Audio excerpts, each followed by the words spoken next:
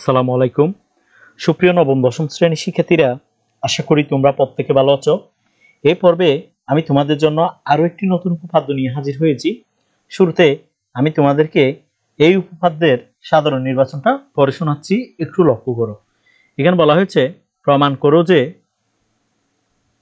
দুটি সমান্তরাল জ্যায়ের মধ্যবিন্দুর সংযোজক সরলরেখা কেন্দ্রগামী এবং জ্যাদ্বয়ের উপর লম্ব হবে। আমাদের প্রমাণ করতে হবে যে দুটি সমান্তরাল জ্যায়ের মধ্যবিন্দুর সংযোজক সরলরেখা, অর্থাৎ দুইটা সমান্তরাল জ্যা থাকবে, এই দুইটা সমান্তরাল জ্যায়ের মধ্যবিন্দু নিব, দেন আমরা যদি মধ্যবিন্দুগুলো যোগ করি তাহলে আমরা একটা সংযোজক সরলরেখা পাবো। এই সংযোজক সরলরেখাটা হবে কেন্দ্রগামী এবং জ্যাদ্বয়ের উপর লম্ব। এটি আমাদেরকে প্রমাণ করতে হবে। তো সাধারণ নির্বাচন অনুযায়ী শুরুতে আমরা এই চিত্রটি অঙ্কন করে নিব। তো যেহেতু এখানে বৃত্তের কথা বলা হয়েছে, আমরা প্রথম একটা বৃত্ত অঙ্কন করলাম। ধরো এই বৃত্তটা হচ্ছে ও কেন্দ্র বিশিষ্ট একটা বৃত্ত। এই বৃত্তের মধ্যে দুইটা যে অঙ্কন করতে হবে, যে দুইটা যে হবে তোমার পরস্পর সমান্তরাল। তাহলে আমরা পরস্পর সমান্তরাল করে দুইটা যে অঙ্কন করব। তাহলে মনে করো এখানে একটা যে অঙ্কন করলাম, এই জিয়াটার নাম দিতে পারি আমরা এবি জিয়া। এই এবি জিয়ার সমান্তরাল করে আমরা আরো একটা যে অঙ্কন করব, এই জিয়াটার নাম দিতে পারি আমরা সিডি জিয়া।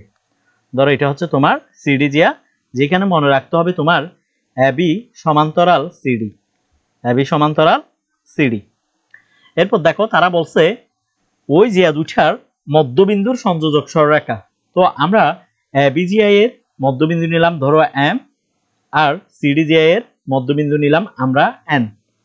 তাহলে এই মধ্যবিন্দু দুইটা যদি আমরা যোগ করি, যোগ করার ফলে এখানে আমরা একটা সংযোজক সরলরেখা পাচ্ছি। এই সংযোজক সরলরেখাটা হচ্ছে তোমার এমএন। আমরা যে সংযোজক সরলরেখা পেয়েছি, এই সংযোজক সরলরেখাটা হচ্ছে এমএন। তো আমাদেরকে প্রমাণ করতে হবে যে এই সংযোজক সরলরেখাটা কেন্দ্রগামী, অর্থাৎ কেন্দ্র বরাবর গমন করছে। আর প্রমাণ করতে হবে যে এই সংযোজক সরলরেখাটা তোমার জ্যাদ্বয়ের উপর লম্ব, অর্থাৎ এখানে যে দুইটা জ্যা আছে এই দুইটা জ্যার উপর লম্ব। তো আমাদের প্রমাণ করতে হবে ওএম লম্ব এবি, এই ওএমটা এবির উপর লম্ব হবে, আর ওএনটাও তোমার সেম ভাবে লম্ব হবে কার উপর? সিডি জে এর উপর। এটা আমাদেরকে প্রমাণ করে দেখাতে হবে। তো এই বক্সটা একটু ভালো করে মনে রাখবা। আমাদের প্রমাণ করতে হবে ওএম লম্ব এবি এবং ওএন লম্ব সিডি। তো চলো আমরা প্রমাণটা শুরু করি। তো প্রমাণটা শুরু করার আগে শুরুতে আমরা সাধারণ নির্বাচনটা একটু লক্ষ্য করি। এখানে বলা হয়েছে, মনে করি ও কেন্দ্র বিশিষ্ট এবিসিডি একটি বৃত্ত। এখানে ও কেন্দ্র বিশিষ্ট একটা বৃত্ত, অর্থাৎ এবিসিডি একটা বৃত্ত। এই বৃত্তের এবি ও সিডি দুটি সমান্তরাল জ্যা রয়েছে। এবি ও সিডি এখানে যে দুটি জ্যা রয়েছে, এই দুইটা জ্যা পরস্পর সমান্তরাল, এবং এই দুইটা জ্যা এর মধ্যবিন্দু নিয়েছি আমরা, এবি এর মধ্যবিন্দু নিয়েছি আমরা এম, আর সিডি জ্যা এর মধ্যবিন্দু নিয়েছি এন। দেন আমরা এমএন যোগ করছি। এমএন যোগ করার ফলে আমরা একটা সংযোজক সরলরেখা পেয়েছি। প্রমাণ করতে হবে যে এই এমএনটা তোমার কেন্দ্রগামী। এই এমএন জিয়া এমএন সরলরেখাটা হচ্ছে তোমার কি? সংযোজক সরলরেখাটা হচ্ছে কেন্দ্রগামী এবং এবি ও সিডি জ্যাদ্বয়ের উপর লম্ব।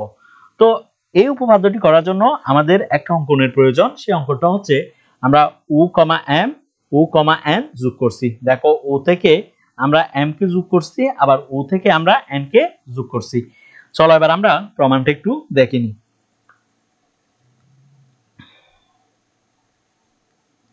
তো একটু লক্ষ্য করো, এখানে লক্ষ্য করো, এখানে ওটা হচ্ছে বৃত্তের কেন্দ্র। তাহলে ও বৃত্তের কেন্দ্র,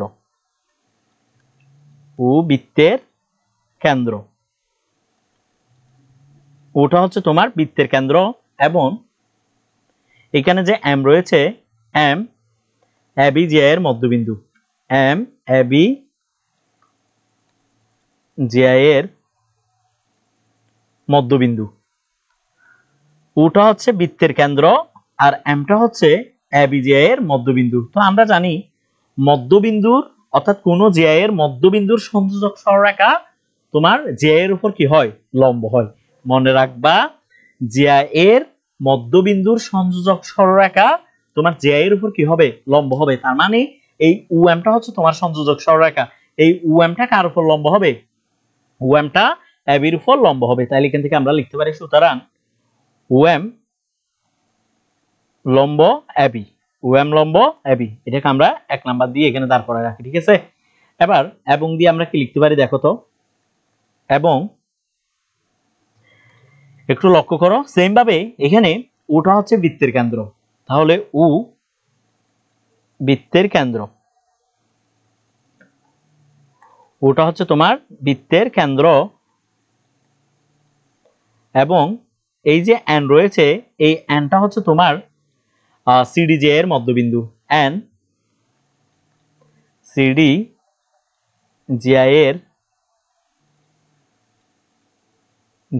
এর মধ্যবিন্দু।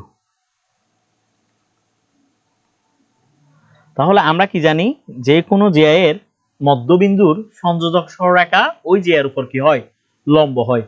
আমরা জানি যে কোনো জিআই এর মধ্যবিন্দুর সংযোজক সরলরেখা ওই জিআই এর উপর লম্ব হয়। তাহলে দেখো তো এখানে সিডি জিআই এর মধ্যবিন্দু ছিল এন, ঠিক আছে। তো আমরা কেন্দ্র থেকে এই ওএনটা যোগ করছি, যোগ করার ফলে আমরা একটা ওএন সরলরেখা পেয়েছি, ওএন সরলরেখা বা ওএন রেখাংশ পেয়েছি। এই ওএন রেখাংশটা লম্ব হবে কার উপর, সিডি জিআই এর উপর, সিডি জিআই এর উপর। এটাকে আমরা 2 নাম্বার দিয়ে এখানে দাঁড় করে রাখতে পারি, ঠিক আছে। এরপর দেখো, অর্থাৎ এখান থেকে আমরা লিখতে পারি ওএম ও ওএন ও বিন্দু হতে যথাক্রমে এবি ও সিডি সমান্তরাল জিআই এর উপর লম্ব। এখানে দেখো এই যে ওএম রয়েছে, আরেকটা রয়েছে তোমার ওএন, এই দুটা ও বিন্দু থেকে, কোন বিন্দু থেকে, এই ও বিন্দু থেকে এবি ও সিডি সমান্তরাল জিআই এর উপর লম্ব। সুতরাং ওএম ও ওএন একই সরলরেখায় অবস্থিত। দেখো তারা ওএম এবং ওএন তারা একই সরলরেখা, দেখো একই সরলরেখা এমএন এর উপর অবস্থিত, একই সরলরেখা এমএন এর উপর অবস্থিত। অর্থাৎ এই যে এমএন রয়েছে, এই এমএনটা হচ্ছে তোমার কেন্দ্রগামী, অর্থাৎ কেন্দ্র বরাবর গমন করছে। তাহলে সুতরাং আমরা বলতে পারি এবি ও সিডি জিআই এর উপর লম্ব, এই এমএনটা এবি ও সিডি জিআই এর উপর লম্ব। তাহলে সুতরাং এখান থেকে আমরা লিখতে পারি, সুতরাং ওএম লম্ব এবি এবং ওএন লম্ব সিডি প্রমাণিত, ঠিক আছে। এখানে আমরা প্রমাণিতটা লিখতে পারি। তো আশা করি এই উপপাদ্যটি তোমরা খুব ভালোভাবে বুঝেছো। এই উপপাদ্যটি মনে রাখার জন্য তুমি প্রথমে কেন্দ্রটা নির্ণয় করবা, ওই কেন্দ্র থেকে তুমি জিআই এর মধ্যবিন্দুটা দেখবা। তো আমরা জানি যে কোনো জিআই এর মধ্যবিন্দুর সংযোজক সরলরেখা তোমার জিআই এর উপর লম্ব হয়। এটাকে আমরা 1 নাম্বার সমীকরণ ধরেছি, অর্থাৎ আমরা এখানে এবি জিআই নিয়ে কাজ করেছি প্রথমে, দেন আমরা সিডি জিআই নিয়ে কাজ করছি। সিডি জিআই এর মধ্যবিন্দু ছিল এন, তাহলে আমরা কেন্দ্র থেকে এনটা যোগ করার ফলে আমরা ওএন একটা রেখাংশ পেয়েছি। এই ওএন রেখাংশটা কার উপর লম্ব হবে, সিডি জিআই এর উপর লম্ব হবে। তো এটাকে আমরা 2 নাম্বার সমীকরণ ধরেছি। এরপর আমরা বলছি ওএম এবং ওএন ও বিন্দু থেকে যথাক্রমে এবি ও সিডি জিআই এর উপর লম্ব, সমান্তরাল জিআই এর উপর লম্ব। সুতরাং ওএম এবং ওএন একই সরলরেখায় অবস্থিত, সেই সরলরেখাটা হচ্ছে তোমার এমএন, ঠিক আছে। অর্থাৎ এই এমএনটা তোমার কেন্দ্র দিয়ে গমন করছে, তাহলে আমরা বলতে পারি এমএন কেন্দ্রগামী, এবং এই এমএনটা তোমার এবি ও সিডি জিআই এর উপর লম্ব। এটা আমাদেরকে প্রমাণ করতে বলছিল। তো এই উপপাদ্যটা তোমরা নিজেরা একটু খুব ভালোভাবে প্র্যাকটিস করবা। আশা করি এগুলো প্র্যাকটিস করলে তোমাদের জন্য অনেক বেশি ইজি হয়ে যাবে। আজকের ক্লাসটি এখানেই শেষ করলাম। তোমরা যারা আমাদের এই ক্লাসটি করেছো তাদেরকে অসংখ্য ধন্যবাদ। পরবর্তী পর্ব দেখার আমন্ত্রণ জানিয়ে আজকের ক্লাসটি এখানে শেষ করলাম। আসসালামু আলাইকুম।